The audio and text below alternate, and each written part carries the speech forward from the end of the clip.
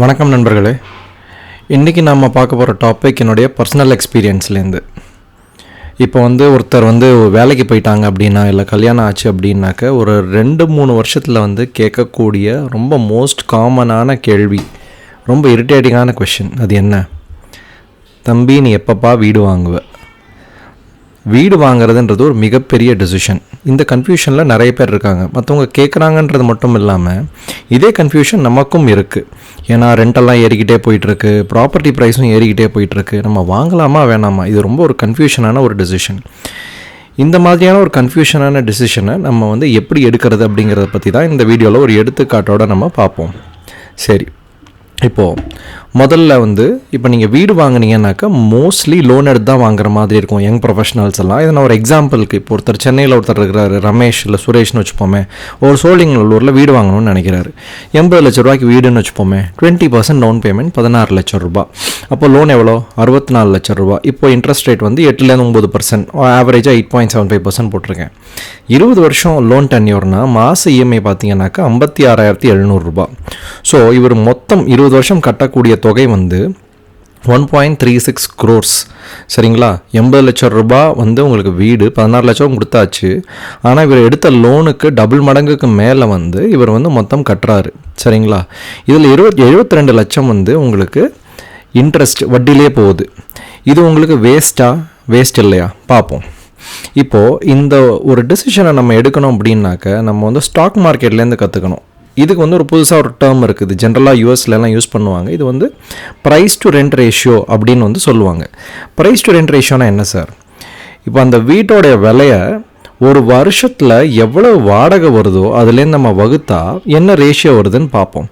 அந்த ரேஷியோவை பொறுத்து நம்ம வீடு வாங்குகிற டிசிஷனை நம்ம எடுக்கலாம். இது சிம்பிளாக பிஇ ரேஷியோ மாதிரி தான். சரிங்களா? இப்போ ஒரு வருஷத்தில் உங்களுக்கு வரக்கூடிய ரெண்ட் அல்லது நீங்கள் கொடுக்கக்கூடிய ரெண்ட் ஏர்னிங்ஸ் மாதிரியும், அந்த வீட்டுடைய விலை ஸ்டாக் ப்ரைஸ் மாதிரியும் நீங்கள் அசியூம் பண்ணிக்கணும்.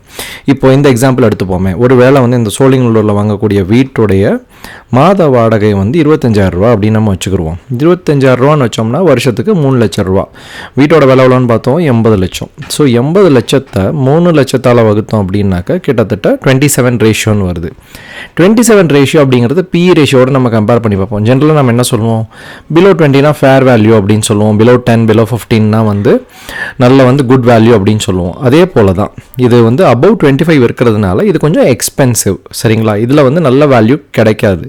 இது சிம்பிளான டேர்மில் சொல்லணும் அப்படின்னாக்கா என்னன்னாக்கா, நீங்கள் ஒரு வருடத்தில் கொடுக்கக்கூடிய வாடகை 27 ஆண்டுகள் கொடுத்தாக்க இந்த வீட்டை வாங்குற மாதிரி நீங்கள் கற்பனை பண்ணிக்கணும். சரிங்களா? ஸோ 26 டைம்ஸ் அல்லது 27 டைம்ஸ்ன்றது ரொம்ப எக்ஸ்பென்சிவான ஒரு விஷயம். நம்ம ஸ்டாக்கே பி ரேஷியோ 20 ரேஞ்சில் இருந்தால் தான் நம்ம வாங்குகிறோம். ஸோ இந்த எக்ஸாம்பிள் பார்த்தீங்க அப்படின்னாக்கா இது ஒரு எக்ஸ்பென்சிவான எக்ஸாம்பிள். ஸோ 25,000 ரூபாய் அதே இடத்துல நீங்கள் வாடகை கொடுத்து இருக்கிறது பெட்டர் கம்பேர்ட் டு 80 lakhs நீங்கள் கொடுத்து வாங்குறதுக்கு. ஆனால் இது இவ்வளோ ஈஸியான டெசிஷனை மட்டும் நினச்சிடாதீங்க. இன்னமும் நீங்கள் ஃபர்தராக டெல் பண்ணும். இப்போ பார்த்தீங்க அப்படின்னாக்கா நீங்கள் வீடு வாங்குறதோடைய முழு காஸ்ட்டை நீங்கள் கால்குலேட் பண்ணலாம். 80 லட்சம் ரூபாய் வீடு, அதில் ஸ்டாம்பு, டியூட்டி, ரிஜிஸ்ட்ரேஷன் அதெல்லாம் ஒரு 5.5 லட்சம். லோன் இன்ட்ரெஸ்ட் 72 லட்சம். மெயின்டெனன்ஸ் நீங்கள் கண்டிப்பாக மெயின்டைன் பண்ணுவீங்க. ரெகுலர் மெயின்டெனன்ஸ் இருக்கும், அப்பார்ட்மெண்ட் மெயின்டெனன்ஸ் இருக்கும். எல்லாம் சேர்ந்து ஒரு 12 லட்ச ரூபா போட்டுப்போம். டோட்டல் காஸ்ட் 1.7 crores நீங்கள் மொத்தமாக 20 ஆண்டுகளில் நீங்கள் கொடுக்கக்கூடிய தொகை. இப்போது நீங்கள் 80 லட்சத்தில் ஸ்டார்ட் பண்ணிங்கனாக்கா இது உங்களுக்கு பிரேக் ஈவன் காஸ்ட் ஆகணும் அப்படின்னாக்கா 20 வருஷம் கழித்து இந்த ப்ராப்பர்ட்டி 1.7 crore ரீச் ஆகணும். அதாவது ஒரு வருஷத்துக்கு அப்ராக்சிமேட்லி மினிமம் 4% க்ரோ ஆகணும். இது லேண்டுனா வேறு விஷயம். ஆனால் இதுவே அப்பார்ட்மெண்ட்டுனாக்கா உங்களுக்கு 10 வருஷமோ இல்லை 15 வருஷம் தாண்டிச்சு அப்படின்னாக்கா இதோடைய விலை மதிப்பு அந்த அளவு கூடாது. ஏன்னா பில்டிங்குடைய ஏஜ் உங்களுக்கு அதிகமாக ஆக டிப்ரிசியேஷன் உங்களுக்கு அதிகமாகும். இப்போது 20 வருஷத்தில் இது 1.7 crore ரீச் ஆகணும் அப்படின்னு நம்ம பார்க்குறோம். ஆனால் இது ரெண்ட் பண்ணுறதோட பெட்டரா இல்லையா அப்படிங்கிறத நம்ம இப்போ பார்க்கலாம். இப்போ பார்த்தீங்கன்னாக்க இப்போது ஒரு 3 செனாரியோ இருக்குது. நீங்கள் ரெண்ட் பண்ணிவிட்டு அந்த மீதி இருக்கக்கூடிய அந்த தொகையை இஎம்ஐ 57,000 ரூபா கட்டியிருப்பீங்க. நீங்கள் ஒருவேளை நீங்கள் வீடு வாங்கலைனாக்கா 25,000 ரூபா கொடுக்குறீங்க. மீதி இருக்கக்கூடிய 31,700 ரூபாய் நீங்கள் என்ன பண்ணுறீங்கன்றதை பொறுத்து தான் உங்களுடைய டெசிஷனும் மாறுபடும். இப்போது இந்த 31,700 ரூபாயை நீங்கள் அப்படியே வந்து நல்லா உங்களுக்கு நீங்கள் ஒரு டிசிப்ளின்டான இன்வெஸ்டரு, ஒரு நல்ல மியூச்சுவல் ஃபண்ட்லேயோ அல்லது இண்டெக்ஸ் ஃபண்ட்லேயோ நீங்கள் போடுறீங்க அப்படின்னாக்க ஒரு 12% கேகர் 12% ஆனுவல் காம்பவுண்டட் ஆனுவல் க்ரோத் ரேட்டில் கிட்டத்தட்ட 3.2 crores வந்து உங்கள் கையில் கிடைக்கும். ஆனால் நீங்கள் வந்து இந்த ப்ராப்பர்ட்டியை வாங்கிட்டீங்க, இந்த ப்ராப்பர்ட்டி ஆன் அன் ஆவரேஜ் ஒரு 6% ஏறுதுன்னு வச்சுப்போமே. என்ன சார் 6%லாம் ரொம்ப கம்மியாக சொல்கிறீங்களா, இப்போல்லாம் எந்த ரேஞ்சில் போயிட்டுருக்கு அப்படின்னு நீங்கள் சொல்லலாம். ஆனால் வந்து 20 வருஷத்தில் 25 வருஷத்தில் எப்படி போக போகுதுன்னு உங்களுக்கு தெரியாது. இங்கே நம்ம எடுத்துக்கிட்ட எக்ஸாம்பிள் வந்து அப்பார்ட்மெண்ட் அப்படிங்கிறதுனால உங்களுக்கு வந்து பில்டிங்கோடைய ஏஜ் அதிகமாக இதோடைய ப்ராப்பர்ட்டி வேல்யூ அந்தளவு அதிகமாகாதுன்னு நான் அசியூம் பண்ணியிருக்கேன். சரிங்களா? 6% காம்பவுண்டட் ஆனுவல் க்ரோத் ரேட்னாக்க கிட்டத்தட்ட 2.6 crores. சரிங்களா? இப்போ மூணாவது ஒரு சினாரியோ இருக்குது. ரெண்ட் பண்ணிட்டாரு, ஆனால் வந்து நம்ம தலைவர் வந்து எதுலேயுமே இன்வெஸ்ட் பண்ண கிடையாது. எஃப்டியில் 6% 7% எஃப்டியில் போடுறாரு, இல்லை டெட்டில் போடுறாரு அப்படின்னாக்க இவருக்கு மொத்தமாக வந்து இவர் கையில் கிடைக்கக்கூடிய தொகை வந்து 1.8 crores தான். ஸோ இந்த சுச்சுவேஷனில் வீடு வாங்குறதுங்கிறது பெட்டர். ஸோ நான் வந்து ரெண்டில் இருக்கேன், நான் வந்து காசு சேவ் பண்ணுறேன், மாடர்னாக இருக்க எல்லா இன்ஃப்ளூயன்சர்ஸும் வந்து வாங்குறது வந்து தப்பு அப்படின்னு சொல்கிறாங்க அப்படிங்கிறது வந்து இந்த இடத்துல எடுபடாது. நீங்கள் மீதி இருக்கக்கூடிய அந்த தொகையை நீங்கள் டிசிப்ளின்டாக இன்வெஸ்ட் பண்ணினால் மட்டும்தான் உங்களுக்கு அதை விட அதிகமான வேல்யூ வந்து உங்களால் ஜெனரேட் பண்ண முடியும். இதை நீங்கள் கண்டிப்பாக ஞாபகம் வச்சுக்கணும். சரி, இன்னொரு விஷயம் இதில் என்ன அப்படின்னாக்கா எல்லா ப்ராப்பர்ட்டியும் வந்து 6% ஏற போகிறது கிடையாது. இப்போ வந்து நீங்கள் சென்னை பார்த்தீங்க அப்படின்னாக்கா OMR, அப்புறமா வந்து புதுசாக வரக்கூடிய ஏரியாஸில் பார்த்தீங்கன்னாக்கா 6%ன்றது வந்து கம்மியான இன்க்ரீஸ்.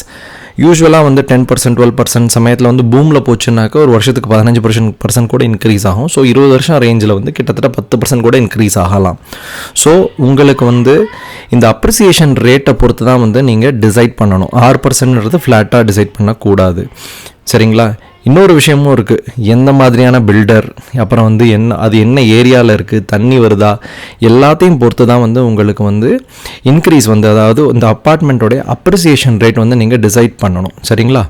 சரி, இப்போ நீங்கள் என்ன ஞாபகம் வச்சுக்கணும் அப்படின்னாக்கா கடைசியாக நீங்கள் டெசிஷன் எடுக்கிறதுக்கு முன்னாடி சர்ட்டான உங்கள் பாக்கெட்லேருந்து எவ்வளோ என்னென்ன போகுது பாருங்கள். இஎம்ஐ, அப்புறம் இன்ட்ரெஸ்ட்டு, அப்புறம் ரிஜிஸ்ட்ரேஷன் காசு 6 லட்சம், மெயின்டெனன்ஸ் 12 லட்சம், இதெல்லாம் 100% உறுதி. அன்சர்டனாக இருக்கக்கூடிய விஷயங்கள் என்னென்னு பார்த்தீங்கன்னாக்கா ப்ராப்பர்ட்டி எப்படி அப்ரிஷியேட் ஆகுது, அப்புறமா வந்து பில்டருடைய குவாலிட்டி, இதெல்லாம் டிசைட் பண்ண முடியாது. பெரிய பில்டர் வந்து 30 மாடியெல்லாம் கட்டினவங்களோட இதெல்லாம் வந்து ஓசி வாங்காமல் வந்து உங்களுக்கு நின்றுக்கிட்டு இருக்குது. மார்க்கெட் சைக்கிள்ன்றது இன்னொரு விஷயம். இப்போ வந்து ஈரான் போர் நடந்துக்கிட்டு இருக்குது. இதனால் வந்து உங்களுக்கு input cost, raw material cost எல்லாமே அதிகமாகுது. இது எல்லாமே அன்சர்டனான ஒரு விஷயம். சரி சார், ரொம்ப நீங்கள் வந்து கன்ஃபியூஸ் பண்ணுறீங்க, நிறைய விஷயத்தை பற்றி நீங்கள் பேசுகிறீங்க, இதெல்லாம் என்னால் வந்து பண்ண முடியாது. சிம்பிளாக நம்ம முடிவெடுப்போம். என்ன பண்ணலாம்? நீங்கள் 4 கேள்வி கேளுங்க உங்களுக்கு. முதல் கேள்வி, இந்த ப்ரைஸ் டு ரெண்ட் ரேஷியோ வந்து 15க்கு கீழே இருக்கா அப்படின்னு பாருங்கள். என்ன சார் 25 கீழே இருந்தாக்க நீங்கள் வாங்கலான்னு முதல்ல சொன்னீங்களே, 15ன்றது வந்து ரொம்ப நல்ல வேல்யூ. இப்போ ஒரு உதாரணத்துக்கு சொல்கிறேன். ஒரு அப்பார்ட்மெண்ட்டோடைய உங்களுக்கு வந்து அந்த ஒரு அப்பார்ட்மெண்ட்டோடைய மாத வாடகை 50,000 வச்சுப்போமே. ஒரு பெரிய அப்பார்ட்மெண்ட் 3 BHK அப்பார்ட்மெண்ட்னு வச்சுப்போமே. அந்த அப்பார்ட்மெண்ட்டுக்கு அப்படின்னா வருஷத்துக்கு 6 லட்சம் ரூபாய் வந்து உங்களுக்கு வாடகை. இப்போது இந்த அப்பார்ட்மெண்ட் வந்து உங்களுக்கு 1 கோடி ரூபாய் கீழே கிடைக்கிது அப்படின்னாக்கா இது ஒரு நல்ல வேல்யூ. ஸோ இந்த அப்பார்ட்மெண்ட் வாங்குறதுக்கு நீங்கள் முடிவெடுக்கலாம். சரி, இது மட்டும் தானா? இல்லை. அடுத்தது, இதை வாங்கிறதுக்கு உங்களுக்கு சக்தி இருக்கா? இந்த இஎம்ஐ வந்து உங்கள் சேலரியில் 40% 50% கீழே இருக்கான்னு நீங்கள் பாருங்கள். கீழே இருக்குன்னாக்க உங்களுக்கு இஎம்ஐ போக மீதி செலவுகளுக்கு உங்களுக்கு கணிசமான தொகை மிஞ்சுதுன்னு அர்த்தம். சரி சார், என்கிட்ட வந்து சேலரியிலே மீதி வந்து இருக்குது. அடுத்தது, நீங்கள் 10 வருஷம் இதே இடத்துல தான் இருக்க போகிறீங்களா அப்படின்னு பாருங்கள். ஏன்னா வீட்டை வாங்கிட்டு வாடகை கொடுக்குறதுன்ற தேவையில்லாத விஷயம். பல பேர்த்துக்கு வந்து வீடுன்றது சொந்த வீட்டில் இருக்கணுங்கிறதுக்காக வாங்குறாங்களே ஒழிய வாடகை விடுறதுன்றது 2வது விஷயம். சரி, 10 வருஷம் இங்கே இருக்க போகிறீங்களா? சரி, வாங்கலான்னு முடிவு பண்ணிக்கலாம். லாஸ்ட் கொஷின், உங்களுக்கு இன்வெஸ்ட் பண்ணுற டிசிப்ளின் இருக்கா? இன்வெஸ்ட் பண்ணுற டிசிப்ளின் இல்லை அப்படின்னாக்கா நீங்கள் வீடு வாங்கிடுறது பெட்டர். அப்படி இல்லைன்னா ரெண்ட்டுக்கு போகிறது பெட்டர். இது ஒரு சிம்பிளான ஒரு டிசிஷன் ஃப்ரேம் ஒர்க் அப்படின்னு சொல்லிட்டு நம்ம கொடுத்துருக்கேன். இது ஒவ்வொருத்தருக்கும் மாறுபடும். சரி, இதில் நம்ம என்ன தெரிஞ்சுக்கிறோம் அப்படின்னாக்க ரெண்டில் போகிறது வந்து எப்போவுமே வேஸ்ட்டும் கிடையாது, நீங்கள் நிறைய இஎம்ஐ கட்டுறதும் வேஸ்ட்டும் கிடையாது. சரிங்களா? நீங்கள் எந்த டைமில் என்ன ப்ரைஸில் வாங்குறீங்க அப்படிங்கிறது தான் வந்து ரொம்ப முக்கியம். எல்லாத்துக்கும் மேலே என்ன விஷயம் அப்படின்னு நீங்கள் நோட் பண்ணணுன்னாக்க, வீடு வாங்குறதுன்றது வந்து ஒரு சென்டிமெண்டலான ஒரு எமோஷ்னலான டெசிஷன்.